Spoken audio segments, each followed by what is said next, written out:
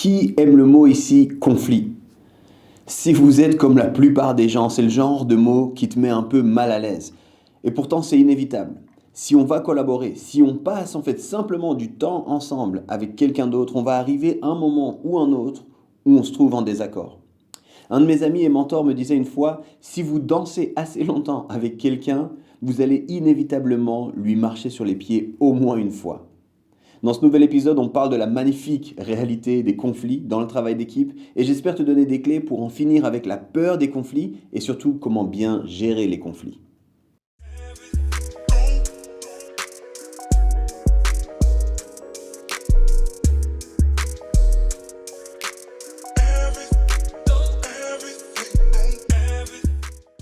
Bienvenue à toi sur ce nouvel épisode de Let's Talk Leadership. On est toujours dans cette saison où on s'intéresse au travail d'équipe et aujourd'hui on parle de conflits. Si tu ne me connais pas, je m'appelle Yves et avec une équipe de motivés, on prend le temps de te donner du contenu sur le leadership en français parce qu'on croit que c'est vraiment important et ça en vaut la peine. Merci d'être avec nous. Reste, prends des notes, j'espère que ça va t'édifier. Et puis si tu aimes ce qu'on fait, n'hésite pas à partager. Et d'ailleurs, si tu as des questions, envoie-les nous. On aime recevoir vos questions, je vous assure, on aime ça. Alors qu'on commence cet épisode, je veux me poser et puis te regarder bien en face, en tout cas pour ceux qui regardent la vidéo sur YouTube, et te le dire une fois pour toutes, tu n'es pas bizarre parce que tu n'es pas d'accord avec tout le monde. C'est ok, prends le temps. Je vais même aller un peu plus loin, tu n'es pas un mauvais leader parce que tu as des conflits. Respire un bon coup, c'est tout à fait normal. Avant même de continuer, avant même de parler de la gestion des conflits, j'ai envie de le poser comme ça, c'est normal d'avoir des conflits. Ça fait partie en fait du truc, ça fait partie de l'idée et de travailler en équipe.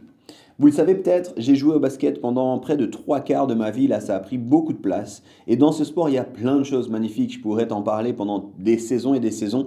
Mais une des choses que j'apprécie, c'est que les choses se passent vite au basket. Pour faire simple, si tu joues en 5-5 dans le basket classique, chaque 24 secondes, il faut qu'il y ait une action. Tu dois prendre des décisions rapidement. Et la réalité, c'est que souvent, tu te plantes dans les décisions que tu prends. Mais la bonne nouvelle, c'est aussi que souvent, il y a une autre occasion de recommencer. Michael Jordan, qui est considéré comme The GOAT, le meilleur joueur de tous les temps, ou en tout cas qui est dans cette catégorie des meilleurs joueurs de tous les temps, l'a dit ainsi, et je le cite ici, « J'ai raté 9000 tirs dans ma carrière. J'ai perdu presque 300 matchs. 26 fois, on m'a fait confiance pour prendre le tir de la victoire et j'ai raté. J'ai échoué encore et encore et encore dans ma vie. Et c'est pour ça que j'ai réussi. » J'aime trop cette idée. Ça va arriver, tu vas te planter, tu vas être en désaccord, tu vas avoir un conflit. Mais la bonne nouvelle, c'est que tu as encore de la chance de recommencer, d'essayer à nouveau. Et un truc que moi j'aimais beaucoup quand je jouais au basket sur le terrain, c'est qu'on pouvait s'énerver. Par moments même, on se criait dessus, le ton montait, on était convaincus que chacun donnait son maximum. Et même en cas de conflit, même si on n'était pas d'accord, même si on se criait dessus, on savait qu'on était dans la même équipe et qu'on se battait pour un but commun. Les conflits sont normaux et ils font partie en fait du fait de prendre des décisions et de travailler en équipe. C'est absolument vital qu'on normalise la chose et qu'on arrête d'avoir peur des conflits. Maintenant, même si les conflits sont normaux, même si dans une certaine mesure ils sont inévitables, ça ne veut pas dire qu'un conflit c'est facile ni que c'est agréable. Dans cet épisode, j'aimerais te partager pourquoi il y aura toujours des conflits et pourquoi c'est important de ne pas les éviter. Mais plus encore, j'ai envie de te partager 3 clés qui seront simples, mais qui devraient t'aider à bien naviguer quand les conflits arrivent. Alors on commence avec pourquoi tant de conflits?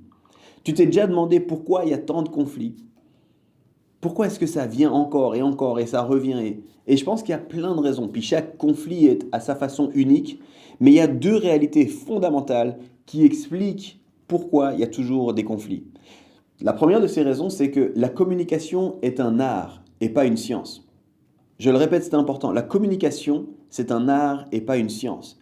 La science, elle est relativement exacte. Je dis relativement parce que toutes les sciences n'ont pas la même exactitude, mais le plus souvent possible, la science est exacte. Et dans la science, on fonctionne souvent avec des formules, et si on applique la formule, ce qui se passe, c'est qu'on peut contrôler et on arrive à avoir le déroulement ou la solution qu'on recherchait avec ce fameux CQFD, ce qu'il fallait démontrer.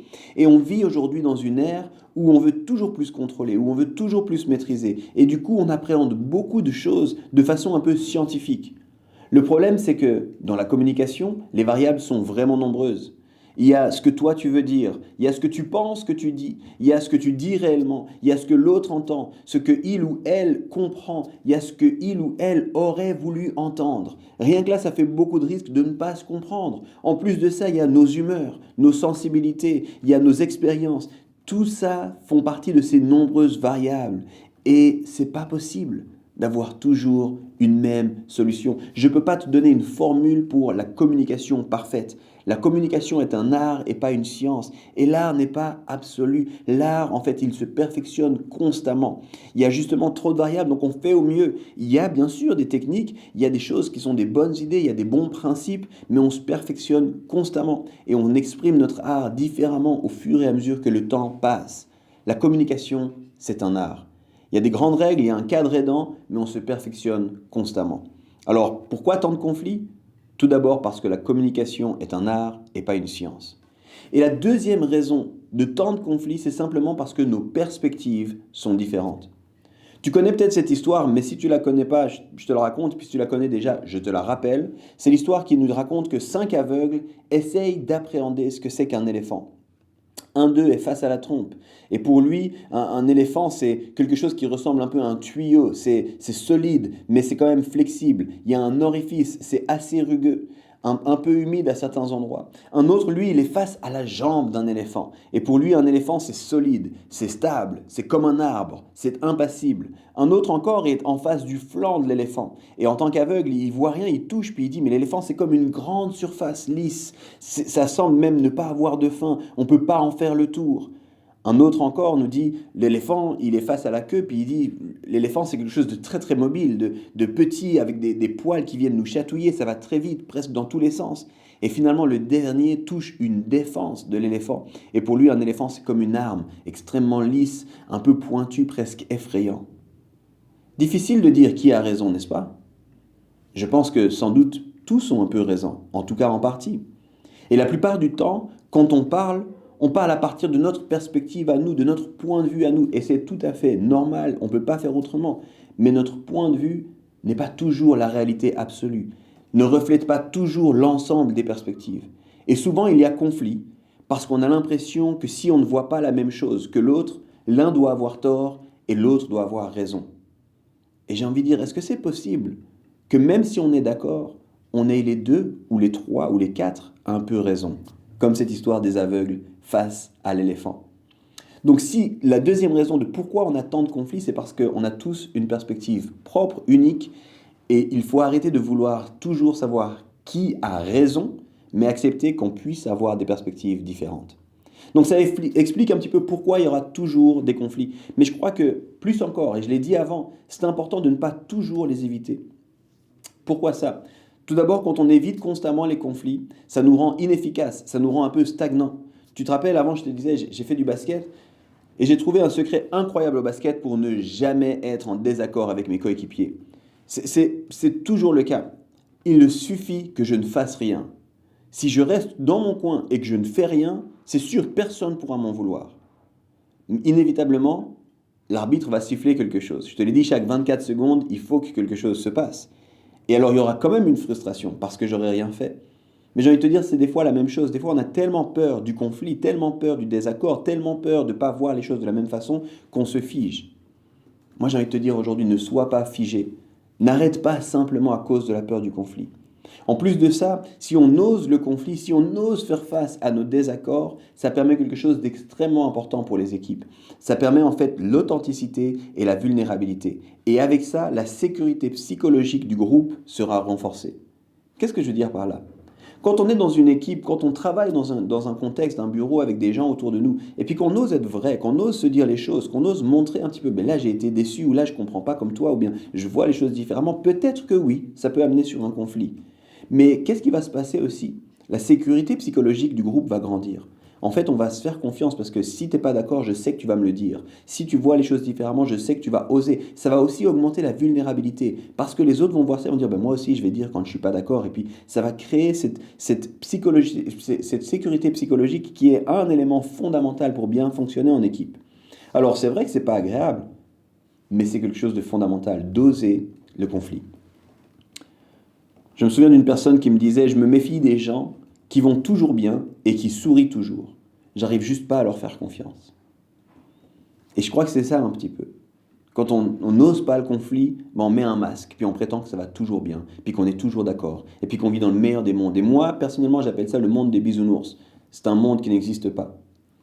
Et quand on vit dans un monde des bisounours, en fait, indirectement, on a l'impression que c'est joli en apparence, mais dans les cœurs, il y a une insécurité qui augmente. Alors c'est important de ne pas éviter les conflits. Là, on a vu un petit peu pourquoi les conflits, et puis on a vu pourquoi c'est bien d'oser le conflit. Maintenant, je l'ai dit, les conflits sont inévitables, et puis il va nous falloir un peu trouver quelques clés. Alors, comment bien gérer les conflits? Et j'ai envie de finir cet épisode avec 3 clés pour bien gérer les conflits. La première, c'est expose les faits avant d'exposer ton ressenti. Expose les faits avant d'exposer ton ressenti et essaye de toujours finir avec une solution possible. Je vais te donner un exemple, et puis c'est un peu caricatural, c'est facile à comprendre, mais imagine que tu commences à être frustré parce qu'un de tes collègues est constamment en retard. Et il arrive toujours 5-10 minutes en retard, puis ça te frustre, puis ça te frustre, puis ça te frustre, puis ça te frustre. Une mauvaise façon d'aborder ce conflit, c'est de parler d'abord de ta frustration. J'en peux plus avec toi, c'est toujours pareil, des choses comme ça, c'est une mauvaise façon d'aborder. Une bonne façon, puis c'est la première clé que je veux te dire, expose d'abord les faits, ensuite ton ressenti, et finis si possible avec une solution.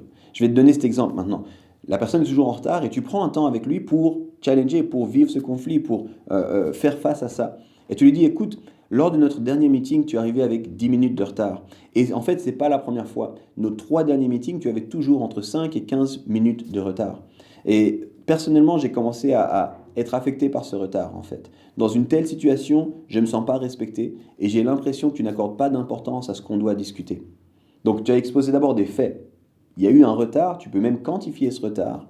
Et puis ensuite, tu exposes ton ressenti. Je ne me sens pas respecté et j'ai l'impression que tu ne valorises pas notre travail. Maintenant arrive la solution. Si tu continues à arriver en retard, je ne vais pas pouvoir t'aider avec ce dossier. La solution, c'est quoi? Je vais me retirer du travail spécifique qu'on doit faire ensemble. Je ne vais pas continuer la collaboration. Ça, c'est impossible. Donc, on a des faits, un ressenti, une solution. Ça, c'est la première des clés. Essaie de toujours partir avec des faits et ensuite évoque ton ressenti. Ma deuxième clé pour bien gérer le conflit, c'est écoute plus que tu ne parles.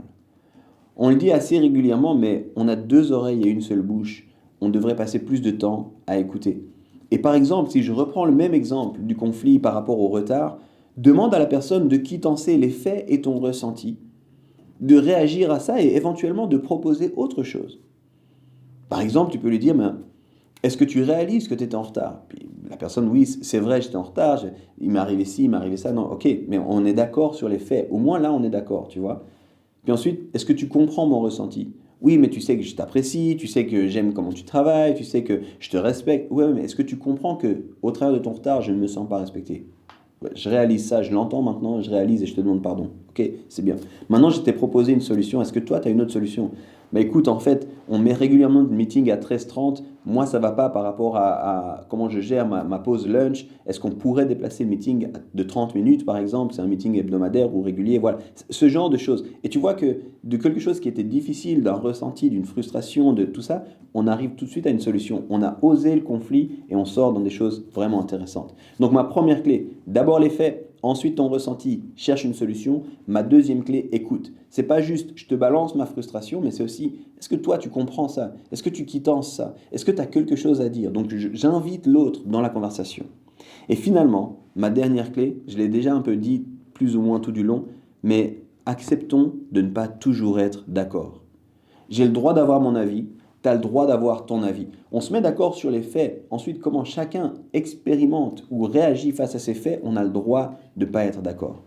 Si la personne a une autre perspective que la tienne, écoute-la. C'était la deuxième clé. Respecte-la. Et ensuite, choisis de te positionner toi en fonction de l'autre. Mais n'essaie pas toujours de changer l'autre, en fait. En anglais, il y a cette phrase que j'utilise tout le temps, let's agree to disagree. Soyons d'accord de ne pas être d'accord. Et pour moi, c'est vraiment important, ça revient à ce que je disais au départ, en fait, il peut y avoir différentes perspectives et c'est ok qu'on ne soit pas toujours ok, en fait. Maintenant, c'est important de réfléchir comment est-ce qu'on peut collaborer, même si on n'est pas ok sur certaines choses. Mais je crois que c'est vraiment, vraiment important de faire la paix avec le fait que Le but n'est pas qu'on soit toujours tous d'accord sur tout. C'est vraiment important qu'on le comprenne. Alors j'ai utilisé ici un petit peu un exemple caricatural qui est bien évidemment trop simple. Sans doute que la plupart de vos conflits sont plus complexes. Mais les clés que j'ai sorties, je pense qu'elles sont vraiment applicables, même si ce n'est pas toujours facile. Alors j'ai envie de vous encourager. C'est possible de naviguer le conflit de la bonne façon.